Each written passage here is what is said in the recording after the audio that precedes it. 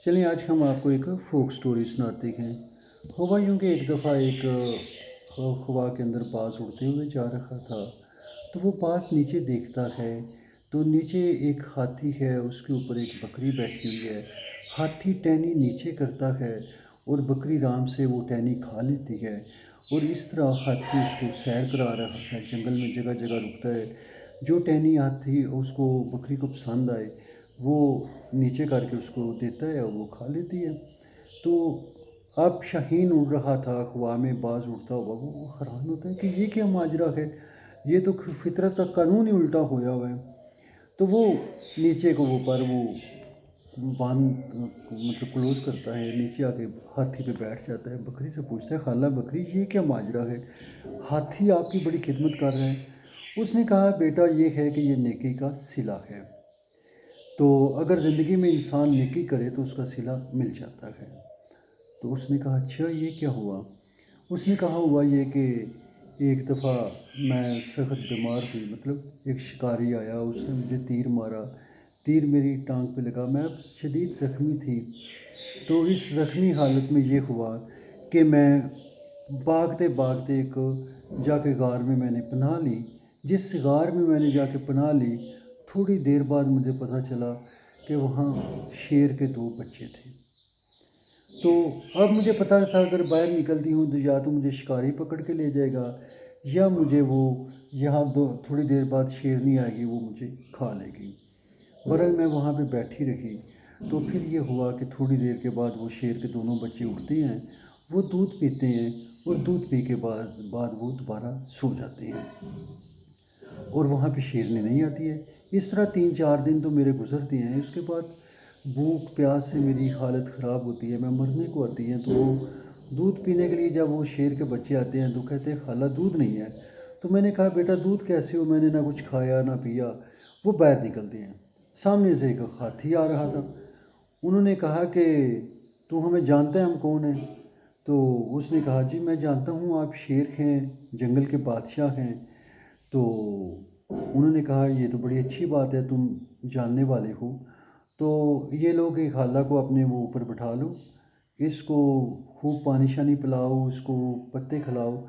जब खाला का पेट भर जाए तो दोबारा यहीं पे उतार जाना, और ये तुम्हारी ड्यूटी है। तो उसने कहा, बहुत बेहतर। उसने खाला को ऊपर उठा लिया। उसने कहा, जनाब तब से ये मुझे रोज़ाना आता है, मुझे ऊपर बिठा लेता है और जंगल की सैर भी कराता है, पत्ते भी खिलाता है, पानी भी पिलाता है, फिर वहीं छोड़ आता है। और वहाँ शेर के बच्चे जो हैं वो दूध मेरा पी लेते हैं और मैं वहाँ पुरसकून ज़िंदगी गुजार रही हूँ। वो मेरे साथ बड़े अच्छे हैं। तो ये कहानी सुनने के बाद बाज़ दोबारा वो हवा में उड़ता है और चला जाता है अपनी हवाओं में। अब होता ये है कि एक-एक दफ़ा तो वो देखता है कहीं सैलाब आया होता है। अब सैलाब में वो देखता है एक जगह पे एक चूहा है, वो बड़ी नकुफ़्ता बेक हालत में है, चारों तरफ से पानी पड़ रहा है, कभी इधर से उधर जाता है, कभी उधर से इधर जाता है। पानी के छींटे उसको वो गीला है, अब कुछ नहीं कर सकता और पानी वहाँ पे चढ़ रहा है। वो कहता है कि आज नेकी करने का मौका है, इस हालत में मैं इसको बचा सकता हूँ। अब वो उसको उठाता है वहाँ से, उस पानी के वो डूबते हुए उस चूहे को उठा के खुशकी पे ले जाता है। उसको जब देखता है कि वो काँप रहा है, उसको अपने परों के नीचे दबाता है ताकि परों की हिद्दत से वो अपने आप को दोबारा ठीक हो जाए।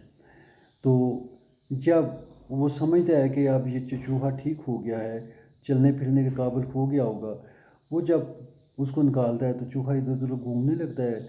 अब जब बाज़ अपने पर मारता है, तो देखता क्या है कि उसके पर उड़ने के बजाय बाज़ के पर सारे एक तरफ के पर जहाँ उसने उसको नीचे दबाया होता है बगल के नीचे, उस साइड के सारे पर नीचे गिर जाते हैं।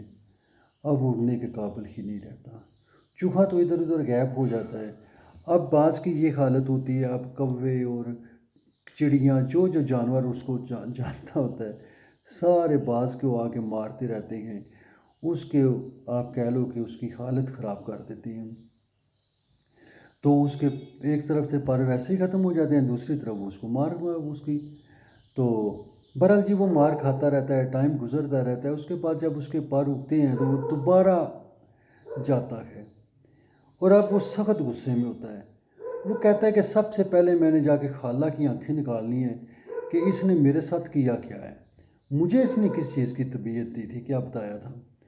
اب جب وہ وہاں پہنچتا ہے تو وہ دیکھتا ہے اسی طرح خالہ جو ہے وہ بیٹھی ہوئی ہے ہاتھی کے اوپر اور مزے سے وہ انجوائے کر رہی ہے، پتے کھا رہی ہے، پانی پی رہی ہے، اس کو ہاتھی گھما پھرا رہا ہے۔ خالہ کے پھر وہ دیکھ کے وہ اور چڑھ جاتا ہے، جا کے ہاتھی پہ بیٹھتا ہے کہ کہتا ہے میں اس سے بات تو کر لوں۔